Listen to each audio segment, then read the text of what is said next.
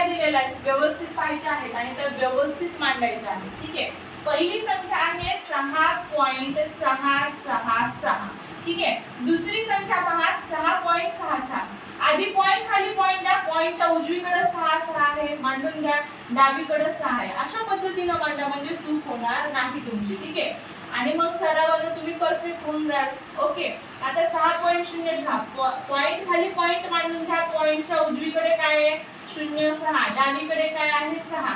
या पद्धतीने आपण या तिन्ही संख्या व्यवस्थित मांडून घेतल्या. जसं आपल्याला नियम सांगतो तसा की पॉइंट खाली पॉइंट येतील, दशांश चिन्ह खाली दशांश चिन्ह येतील. या पद्धतीने त्या संख्या आपल्याला मांडून घ्यायच्या आहे.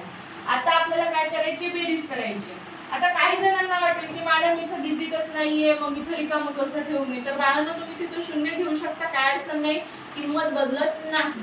मग तुम्हाला घ्यायचं असेल तर तुम्ही या ठिकाणी 0 घेऊ शकता. ओके. मग 6 अधिक 0 बघा 6च राहणार. त्या ठिकाणी 6 अधिक 6 12, 12 अधिक 6 18, 18 ला 8 हातचाला 1, 6 अधिक 6 12, 12 अधिक 1 13, हातचाला 1, 6 अधिक 6 12, 12 अधिक 6 18, 18 अधिक 1 19. पण या ठिकाणी येणाऱ्या उत्तरात सुद्धा पॉइंट खाली पॉइंट द्यायचाच आहे.